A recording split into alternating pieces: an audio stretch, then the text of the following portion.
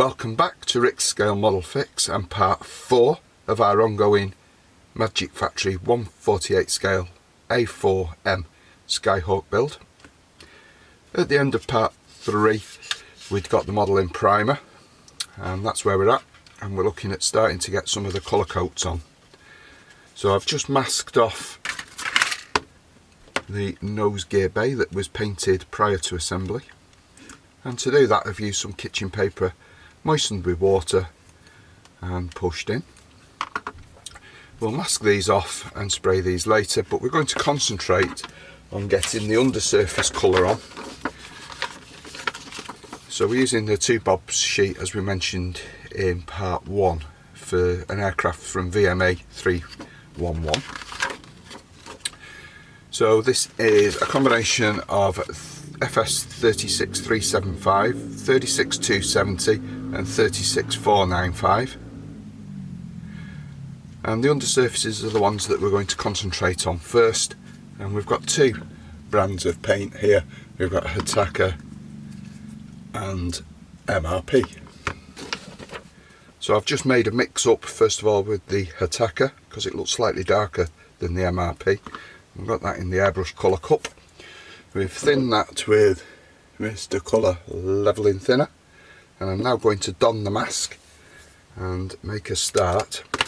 So join me back when I've done this. So just touching on the health and safety, I'm going to be putting this mask on whilst I'm spraying.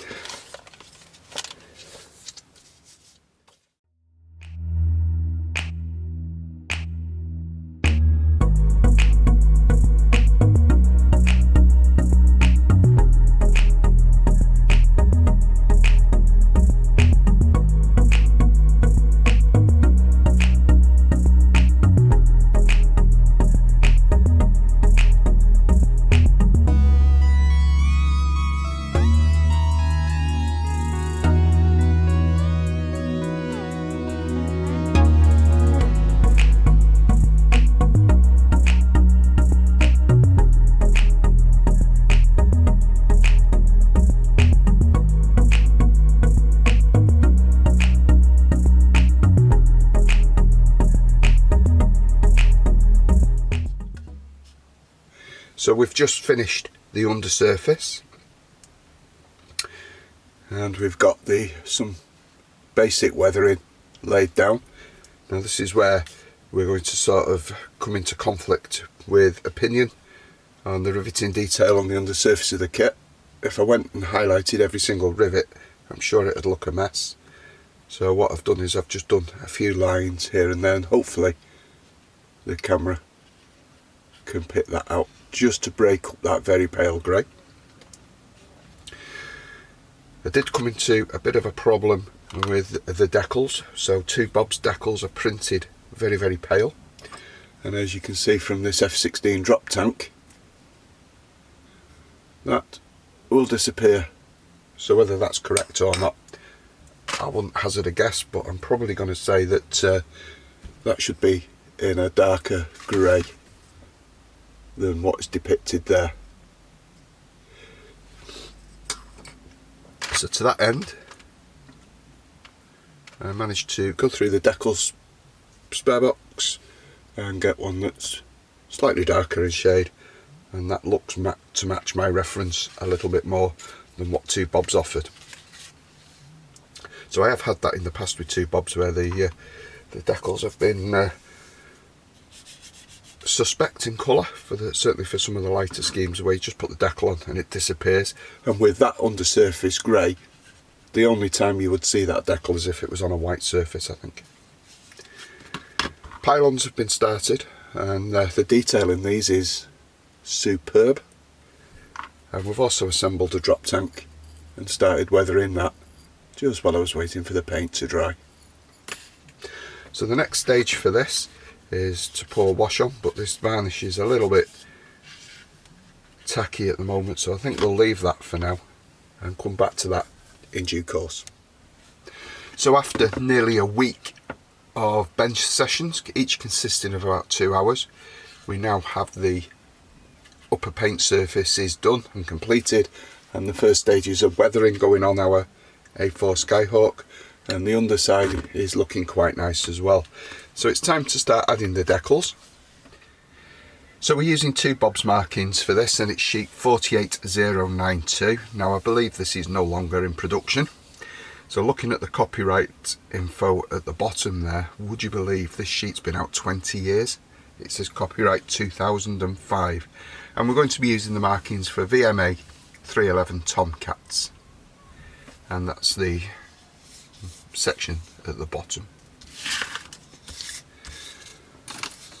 So first of all, we're just going to remove the section from the sheet that we require. And we're going to return those to the plastic envelope that's for safekeeping. Now, as I explained in an earlier section of this video, I'd have some concerns about the colours of some of these markings and whether they're actually printed dark enough. So what we're going to do is we're just going to focus first of all on this section, and we're just going to put these first few decals on just to see what the colour looks like on the model. So we've just got our decal out the warm water, and using a paintbrush that's never been used for anything other than this purpose, we're just going to put some water onto the model surface, and we're just going to slide this provisionally into place.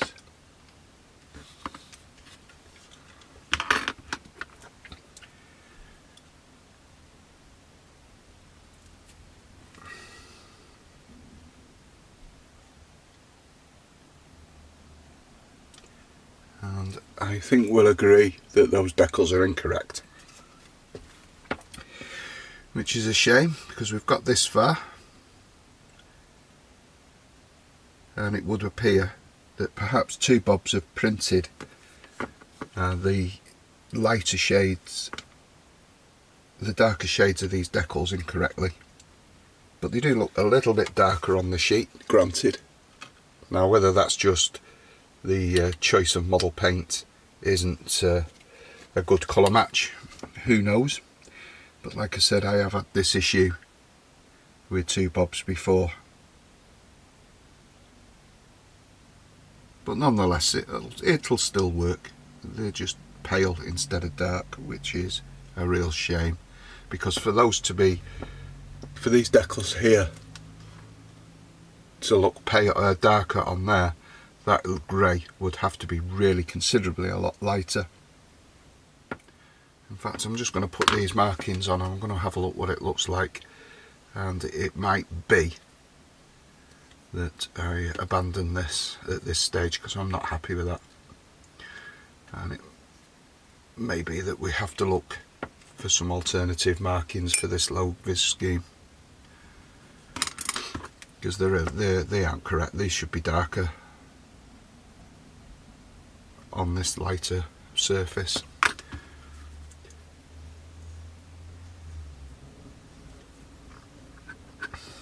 I might go through my decals and see if we've got any. It's going to be the whole stenciling is going to be incorrect, I think. So as you can see, that should be the same colour as the darker grey, and it clearly isn't. So I'm going to stop there and I'm going to try and source some other decals for this model. So unfortunately, scouring the internet with a resolution to our problem of these incorrectly painted decals resulted in there not being a single sheet available for low vis Skyhawks. So the options were a bit limited to us. So I reached out to my friends at the Crafting Well. Now, for anybody that's not aware of who the Crafting Well are, it's run by a wonderful person called Lisa, and they do a range of mask sets on Tamiya paper.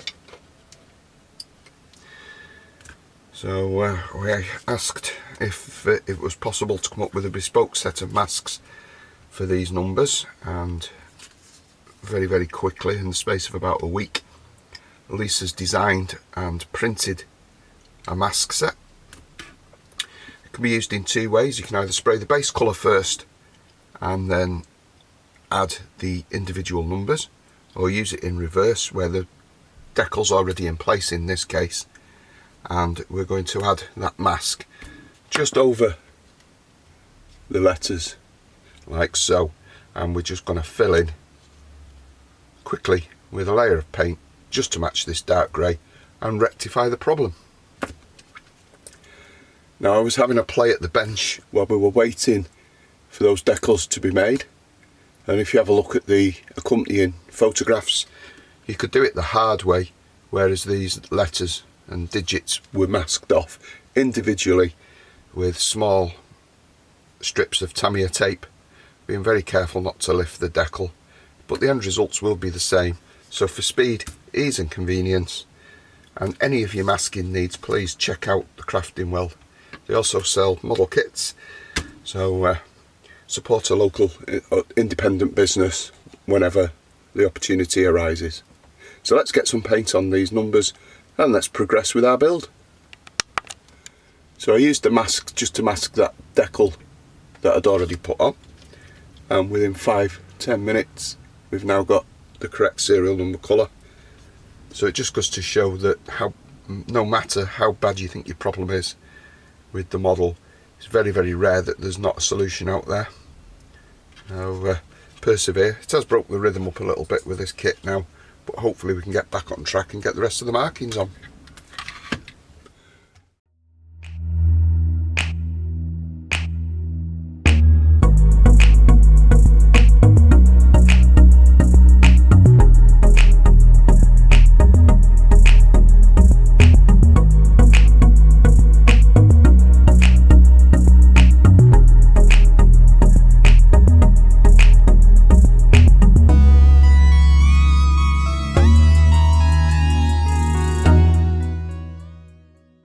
So quite a few more decals have gone on our Skyhawk, and there's no getting away from the fact that the 2-bobs decals are completely incorrect, but sometimes you just have to go with it. We've recreated what we need to make it look more than acceptable, but as you can see, those that have put on around that jet exhaust, the aircraft serial number, etc., are again affected by being too pale, and unfortunately there is a limit onto what you can cut as a mask, certainly in this scale.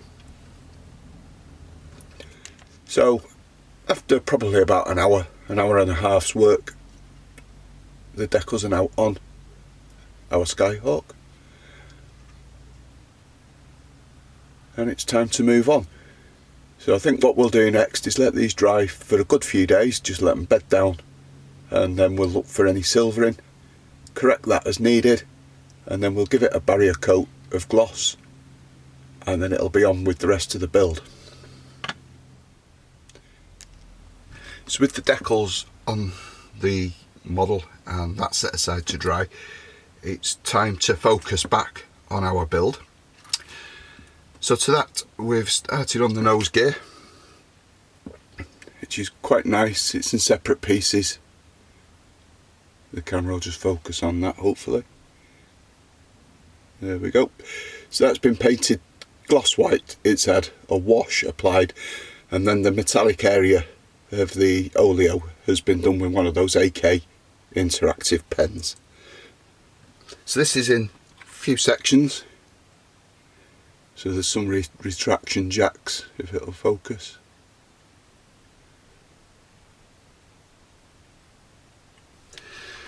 And there's the front forks, if you like, and the nose wheel itself. Now I was going to use resin ones, but I thought in the long run it would be probably better, as soon as we're doing a build review, to use the kit supplied vinyl and rubber tyres, and that's where we're up to. We're just painting the hubs.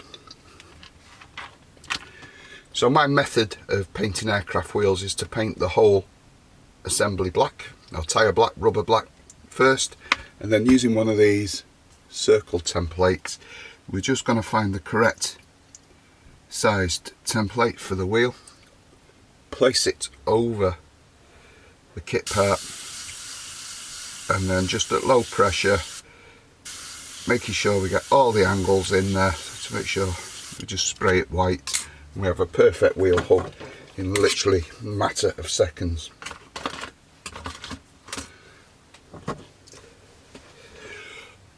And then just to highlight or intensify the rim of the hub, we're just going to come in with some black Tamiya wash just to complete, and that we're just going to leave that to dry now.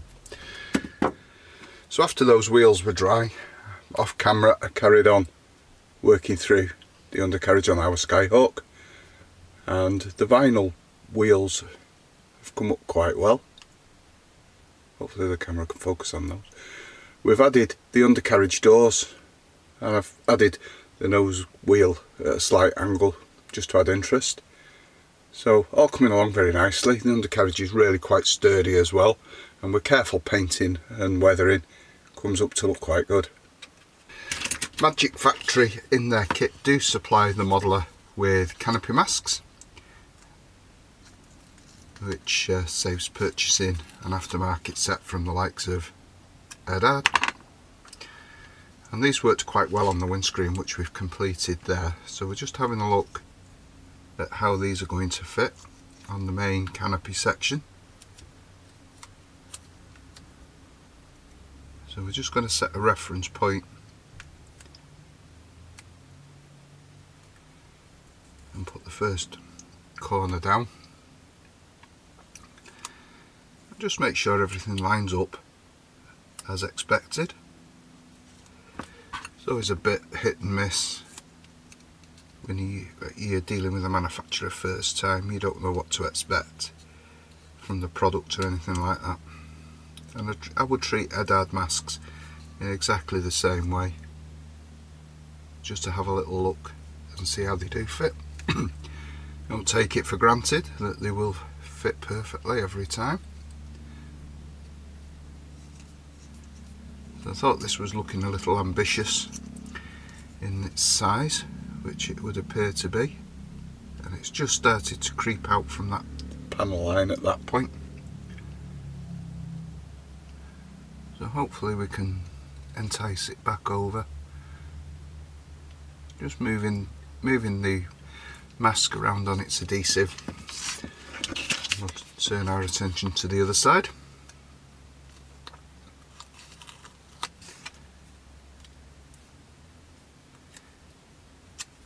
Again, just getting it into the right sort of place and just having a look, picking our spot on the model, making sure it goes down nicely.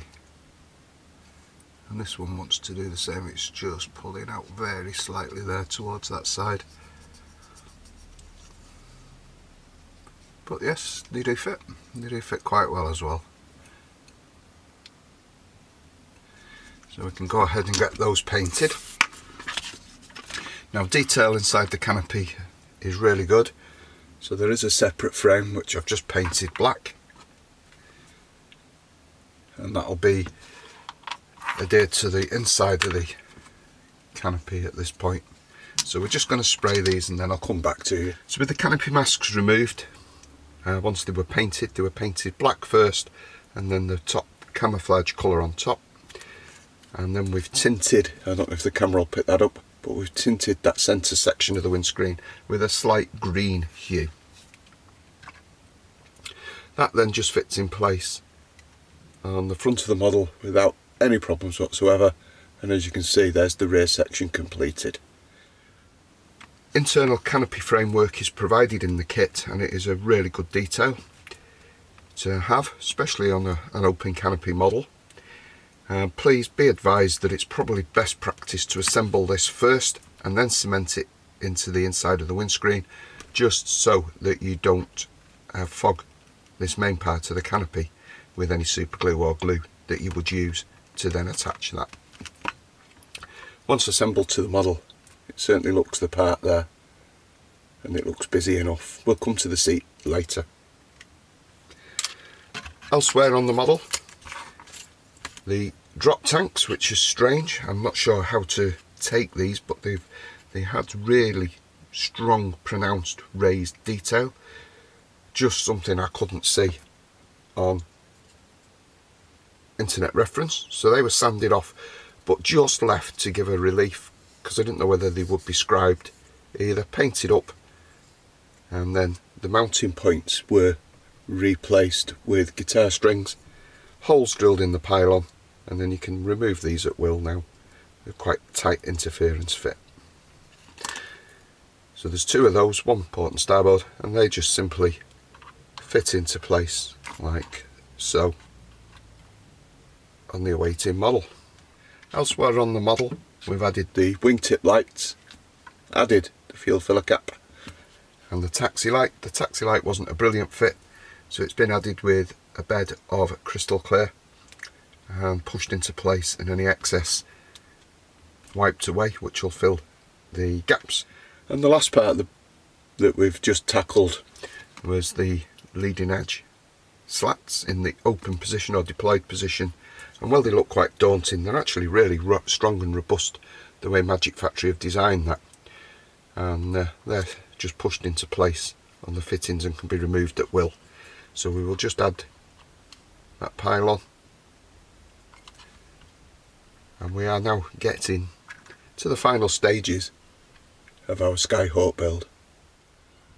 So just taking time out from the main airframe assembly, and we're just going to work on a little mini project, which is the kit's ejector seat. Now I've painted this up, and to be honest, I'm quite pleased with it. It looked good straight out the box, and there are some vinyl rubber seat straps included in the kit.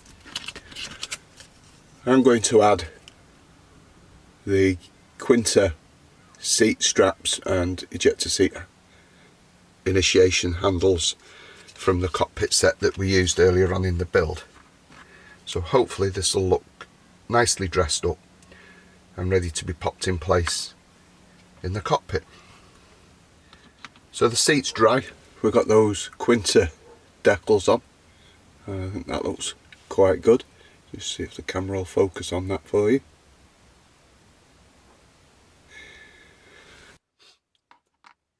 Elsewhere on the airframe, we've added some lamps and lenses, and we've done the heads of the radars, warning receivers with the AK interactive pens.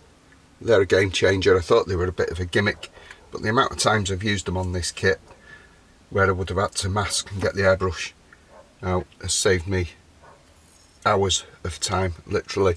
And we've just started doing the wingtip lights. We've masked off the upper surfaces, and we've still got the under surfaces to do there. As you can see, just need blending in. So before I get carried away with myself and end up finishing it, I think we'll call that quits for part 4. So thanks for following along. In part 5 we will get the airframe finished. There's not much to do now, it's just all the aerials, beacons, bits and pieces, final bit of weathering, which I have started as I've had the washes out while I've been doing other things, starting to grubby it up, as you'll probably notice with the slats, etc. So all in all, I'm quite happy with where we've got so far. So see me in the next part. So until then, everybody, look after yourselves, stay well and take care.